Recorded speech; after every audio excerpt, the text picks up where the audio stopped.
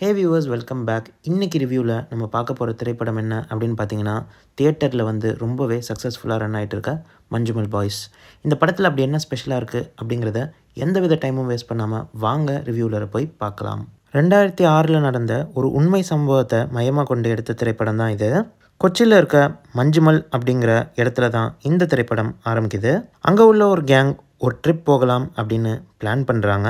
அவங்க இந்த ட்ரிப்பை ஃபஸ்ட்டு பார்த்திங்கன்னா கோவாக்கு தான் பிளான் பண்ணியிருப்பாங்க. ஆனால் பணப்பற்றாக்குறை காரணத்தினால இந்த ட்ரிப் அப்படியே கொடைக்கானலாக மாறுது. இவர் ஃப்ரெண்ட் ஒருத்தர் ட்ராவல்ஸ் வச்சுருக்காரு. அவர்கிட்டயே ஒரு கார் எடுத்துகிட்டு அவரையும் கூட்டிகிட்டு ஒரு குவாலிஸில் கிளம்புறாங்க. ட்ரிப்பும் பிளான் பண்ணபடி நல்லாவே போகுது. அப்போது காரில் ஒரு சாங் ப்ளே ஆகுது. அது என்ன சாங் அப்படின்னு கேட்டிங்கன்னா, கண்மணி அன்போடு காதலன். அந்த சாங் கேட்டதுக்கப்புறம் அங்கே பார்த்தீங்கன்னா, இந்த குணா கேவ்ஸும் கொடைக்கானலில் தானே இருக்குது, வாங்க போய் பார்க்கலாம் அப்படின்னு சொல்கிறப்போ அங்கே இருக்கிற ஒரு ஃப்ரெண்ட் இருந்துட்டு, லாஸ்ட் டைம் நான் ட்ரிப் வந்தப்போ போய் பார்த்துருந்தேன், அந்த இடம் ரொம்பவே சூப்பராக இருந்துச்சு அப்படின்னு சொல்லவும் அங்கே உள்ளவங்களுக்கு இதை பார்க்கணும் அப்படின்னு ஒரு ஆர்வம் ஏற்படுது. அங்கே போனால் ஒரு பேரிகேட் போட்டு மூடி வச்சுருக்காங்க. குணா கேவ்ஸோட அழகே இந்த பேரிகேட்டை தாண்டி தான் இருக்குது அப்படின்னு ஒரு நபர் சொல்லவும், இதை எக்ஸ்ப்ளோர் பண்ணலாம் அப்படின்னு ஃபென்ஸை தாண்டி இவங்க எல்லாரும் உள்ளே போகிறாங்க. ஒரு ஐகானிக் பிளேஸ்க்கு வந்திருக்கமே, இந்த மெமரிஸை கேப்சர் பண்ணலாம் அப்படின்ட்டு அந்த பாறையில் இவங்க பேர் எழுதலாம் அப்படின்னு பார்க்குறாங்க. கொஞ்சம் பெயிண்ட் கொட்டி கிடக்கிறத பார்த்துட்டு அந்த பெயிண்ட்டை யூஸ் பண்ணி மஞ்சுமல் பாய்ஸ் அப்படின்னு அந்த பாறையில் எழுதிட்டு ஒரு ஃபோட்டோ எடுக்கலாம் அப்படின்னு எல்லாரையும் கூப்பிடுறப்ப தான் அங்கே எதிர்பாராத விதமாக ஒரு சம்பவம் அரங்கேறுது. அவங்க ஃப்ரெண்ட் அவங்க கண்ணு முன்னாடியே ஒரு குழிக்குள்ளர போய் உள்ளாரு. இவங்க உடனே விரைந்து அந்த குழி உள்ளார எட்டி பார்த்து கூப்பிட்டு பார்க்குறாங்க. ஆனால் எந்த சத்தமுமே வரல. பயந்து போன இவங்க அங்கே உள்ள லோக்கல் ஹெல்ப்பை கேட்கலாம் அப்படின்னு விரைகிறாங்க.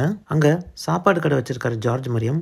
அவர் இந்த கதையை கேட்டுட்டு, இது என்ன சாதாரண குழி அப்படின்னு நினச்சிங்களா, இதுக்கு ஒரு ஹிஸ்ட்ரியே இருக்குது. வெள்ளைக்காரன் காலத்தில் இதை எப்படி கூப்பிடுவாங்க அப்படின்னு தெரியுமா, டெவில்ஸ் கிச்சன். இது சாத்தானோட குகை அப்படின்னு சொல்லலாம். 1940 இது வரைக்கும் 13 பேர் இந்த குழியில் விழுந்திருக்காங்க.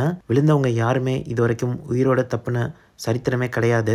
இதுக்கு முன்னாடி விழுந்தவங்க கூட யாரு அப்படின்னு பார்த்தீங்கன்னா, சென்ட்ரல் மினிஸ்டருக்கு ரொம்பவே தெரிஞ்சவங்க. போலீஸ் ஃபோர்ஸும் வந்துச்சு. அதே மாதிரி நிறைய காசு கொடுக்குறேன் அப்படின்னு சொன்னப்போ கூட இந்த ஊர்க்காரவங்களில் ஒருத்தர் கூட அந்த குழி உள்ளர இறங்க முயற்சி பண்ணலை. ஏன்னா அவங்கவுங்களுக்கு அவங்கவுங்க உயிர் முக்கியம் அப்படின்னு நினச்சாங்க. இந்த குழி கிட்டத்தட்ட பார்த்தீங்கன்னா 900 அடி இருக்கும். அந்த அளவுக்கு விழுற ஒரு நபருக்கு ஆக்சிஜன் கிடைக்கிறது ரொம்பவே கஷ்டம். அதனால அவன் இந்நேரம் உயிரோடு இருக்கிறதுக்கான வாய்ப்பு இல்லை அப்படிங்கிற மாதிரியும் பேசிக்கிறாங்க. அவர் கையில் காலில் விழுந்து அவரை அந்த இடத்துக்கு கூட்டிகிட்டு போகிறாங்க. அது மட்டும் இல்லாமல் பாதி பேர் இருந்துக்கிட்டு அங்கே உள்ள லோக்கல் போலீஸ் ஸ்டேஷனை அப்ரோச் பண்ணுறாங்க. ஆனால் போலீஸ் இருந்துக்கிட்டு இவங்களையே பதிலுக்கு அடிக்க ஆரம்பிக்கிறாங்க. என்னடா வெளியூர்லேருந்து வந்து குடிச்சிட்டு வந்து யாரையாச்சும் கொலை பண்ணி போட்டுட்டு குழிக்குள்ளர விழுந்துட்டான் அப்படின்னு கதை கட்டுறீங்களா அப்படின்ட்டு இவங்க மேலே எஃப்ஐஆர் ஃபைல் பண்ணலாம் அப்படின்னு முடிவு பண்ணுறாங்க. இது குணா கேவா? நீங்களே கூட்டு வந்து மர்டர் செஞ்சுட்டு ஒன்றும் தெரியாத மாதிரி போலீஸ் ஸ்டேஷன்ல வந்து கண்ணு கொடுக்குறீங்களா? அந்த சம்பவம் நடந்த ஸ்பாட்லேருந்து போலீஸ் ஸ்டேஷனுக்கு இன்ஃபர்மேஷன் வருது.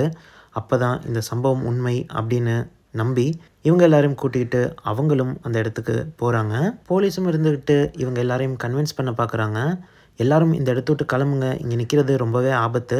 அது மட்டும் இல்லாமல் விழுந்தவரோட ஃபேமிலிக்கும் நம்ம இன்ஃபார்ம் பண்ணி ஆகணும், ஏன்னா மீட்பு பணி தொடங்குறதெல்லாம் ரொம்பவே கஷ்டம் அப்படின்னு சொல்கிறப்போ இவங்க எல்லாருமே அங்கேருந்து போக மறுக்கிறாங்க. இவன் எங்கள் ஃப்ரெண்டு, இவனை வீட்டிலேருந்து கூட்டிகிட்டு வரப்போ இவனை நாங்கள் பத்திரமா பார்த்துக்குறோம் அப்படின்னு தான் கூட்டிகிட்டு வந்தோம். இவங்க ஃபேமிலிக்கு நாங்கள் என்ன பதில் சொல்லுவோம் அப்படின்னு எல்லாரும் உடஞ்சி போய் அழுகுறாங்க. போலீஸுக்கும் மனசு கேட்காம சரி எப்படியாச்சும் இவரை காப்பாற்றலாம் அப்படின்னு ஃபோர்ஸை கூட்டிகிட்டு வர உத்தரவிடுறாங்க. இந்த மீட்பு பணியில் போலீஸ் சக்ஸஸ் ஆனாங்களா இல்லையா, இவங்க உயிருக்கும் மேலான ஃப்ரெண்டை இவங்க மீட்டெடுத்தாங்களா இல்லையா, இப்படிங்கிற பல மாதிரியான கேள்விகளுக்கு ரொம்பவே சுவாரஸ்யமாக மற்றும் விறுவிறுப்பான திருப்பங்களோட இந்த கேள்விக்கெல்லாம் விடை கொடுத்துருக்க திரைப்படம் தான் இந்த மஞ்சுமல் பாய்ஸ். இந்த திரைப்படத்தில் ரொம்பவே ஸ்பெஷலாக நிறைய விஷயங்கள் காணப்பட்டுச்சு. அது என்ன அப்படிங்கிறத ஒன்றொன்னா டீட்டெயிலாக பார்த்துடலாம். ரொம்பவே ஒரு டெப்த்தான கேரக்டர் டிசைனிங் மற்றும் ஸ்ட்ராங்கான ரைட்டிங் இந்த திரைப்படத்துக்கு ஒரு மிகப்பெரிய பலமாக அமைஞ்சிச்சு அப்படின்னே சொல்லலாம். ஃபஸ்ட்டு ஒரு 20-30 நிமிஷம் படத்தில் நல்லாவே எல்லாரோட கேரக்டரையும் எஸ்டாப்ளிஷ் பண்ணாங்க. ஒவ்வொரு கேரக்டர்ஸ்க்கும் ஒரு யூனிக்னஸை கொடுத்தது இந்த படத்துக்கு ஒரு இமோஷனல் கனெக்டை கொடுத்துச்சு அப்படின்னே சொல்லலாம். படத்துடைய சின்ன சின்ன மைன்யூட்டான டீடைலிங் இந்த திரைப்படத்துக்கு ரொம்ப உதவுச்சு அப்படின்னு சொல்லலாம். சின்ன வயசுல இந்த நண்பர்கள்லாம் சேர்ந்து விளையாண்ட கண்ணாமூச்சி விளையாட்டா இருக்கட்டும், இல்ல ரீசெண்டா நடந்த ஒரு டக் ஆஃப் வாரை எக்ஸ்பிளைன் பண்ற விதமா இருக்கட்டும், அதை ரீசெண்டான இந்த கிரைசிஸ்ல அதை கொண்டு வந்து கனெக்ட் பண்ண விதம் ரொம்பவே ரிஃப்ரெஷிங்காகவும் யூனிக்காகவும் இருந்துச்சு. ஒரு ஃப்ரெண்ட்ஷிப் எவ்வளவு முக்கியம் அப்படிங்கிறதையும் ரொம்பவே அழகா யதார்த்தமா சொல்லியிருப்பாங்க. ஆபத்துல உதவுறவன் தான் நண்பன் அப்படின்னு ஒரு பழமொழியே இருக்கு. அந்த மாதிரி ஒரு ஆபத்து ஒரு நண்பனுக்கு நடக்கிறப்போ அங்கேருந்து ஓடாமல் அவங்க உயிரையும் துச்சமாக நினச்சி இந்த நண்பனுக்காக இவங்க போடுற எஃபர்ட் ஒவ்வொன்றும் நம்ம மனசில் ஆழமாக பதியுது அப்படின்னே சொல்லலாம். சுஷீல் ஷியாமுடைய பின்னணி இசை மற்றும் பாடல்கள் இந்த திரைப்படத்துக்கு ஒரு பலமாக அமைஞ்சிச்சு அப்படின்னே சொல்லலாம். சில இடங்களில் ரொம்பவே மிரட்டலாகவும் மற்ற சில இடங்களில் ரொம்பவே சட்டிலாகவும் இவருடைய மியூசிக் ஒரு நல்ல இம்மர்சிவ் எக்ஸ்பீரியன்ஸை ஆடியன்ஸுக்கு கொடுத்துச்சு அப்படின்னு சொல்லலாம். ஷைஜு காலிதுடைய சினிமாட்டோகிராஃபி இந்த படத்துக்கு ஒரு மிகப்பெரிய ப்ளஸ் அப்படின்னு சொல்லலாம். கொடைக்கானலுடைய இயற்கை அழகாக இருக்கட்டும், அதே மாதிரி புதைந்து கிடக்கும் மர்மங்களாக இருக்கட்டும், ரெண்டையுமே ரொம்பவே அற்புதமாக கேப்சர் பண்ணியிருக்காரு. இவங்க மெனக்கெட்டு இந்த குணா கேவ்ஸோட செட்டை அமைச்சிருந்த விதம் ரொம்பவே அற்புதமாக இருந்துச்சு. ஏன்னா படத்துடைய மிகப்பெரிய பகுதி அந்த செட் டிசைனில் தான் நடக்க போகுது அப்படிங்கிறப்போ ஆடியன்ஸ்க்கு இது நம்புகிற மாதிரி இருக்கணும். ஆனால் மலையாளம் பட இண்டஸ்ட்ரி இதில் கிங் அப்படின்னே சொல்லலாம். இவங்களுடைய செட் டிசைன் ரொம்பவே அற்புதமாக இருந்துச்சு. கண்மணி அன்போடு காதலன் பாட்டை இவங்க யூஸ் பண்ணது மட்டும் இல்லாமல் அந்த பாட்டுக்கு ஒரு நல்ல ஜஸ்டிஸ் கொடுத்துருக்காங்க அப்படின்னு சொல்லலாம். இந்த திரைப்படத்தில் இந்த பாட்டு நிறைய இடங்களில் வரும். ஆனால் வரும்போது உங்களுக்கு ஒரு நாஸ்டால்ஜிக் ஃபீல் மட்டும் இல்லாமல் சில இடங்களில் இது கூஸ் பம்ஸாகவும் அமையும். அந்த அளவுக்கு இந்த பாட்டை ரொம்பவே சூப்பராக யூஸ் பண்ணியிருக்காங்க. மொத்தத்தில் director Chidambaram is here to stay அப்படின்னு சொல்லலாம். ஒரு ஸ்ட்ராங்கான ஸ்டேட்மெண்ட்டை இந்த திரைப்படத்தில் பதிவு பண்ணியிருக்காரு. இன்னும் நிறைய தரமான திரைப்படங்களை இவர் கொடுப்பாரு அப்படின்னு நம்பலாம். மொத்தத்தில் படம் எப்படி இருந்துச்சு அப்படின்னு கேட்டிங்கன்னா ஒரு நல்ல தியேட்டர் எக்ஸ்பீரியன்ஸ். கண்டிப்பாக குடும்பத்தோடு போய் இதை மிஸ் பண்ணாமல் பாருங்கள். உண்மையிலேயே ஒரு நல்ல திரைப்படம் பார்த்த ஃபீலிங் உங்களுக்கு கிடைக்கும் அப்படின்னு சொல்லலாம்.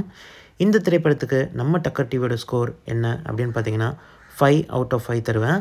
அந்த அளவுக்கு ஒரு சூப்பர்பான திரைப்படம். கண்டிப்பாக மிஸ் பண்ணாமல் பாருங்கள். இந்த வீடியோ உங்களுக்கு பிடிச்சிருந்துச்சு அப்படின்னா நம்ம வீடியோக்கு ஒரு லைக்கும் கொடுத்துட்டு நம்ம சேனலை சப்ஸ்கிரைபும் பண்ண மறந்துடாதீங்க. அதே மாதிரி உங்களுக்கு ஏதாச்சும் வேல்யூபிளான கமெண்ட்ஸ் இருந்துச்சுன்னா அதையும் கீழே சொல்ல மறந்துடாதீங்க. உங்களை அடுத்தது ஒரு நல்ல வீடியோவோட வந்து சந்திக்கிறேன். Until then, take care. Bye-bye.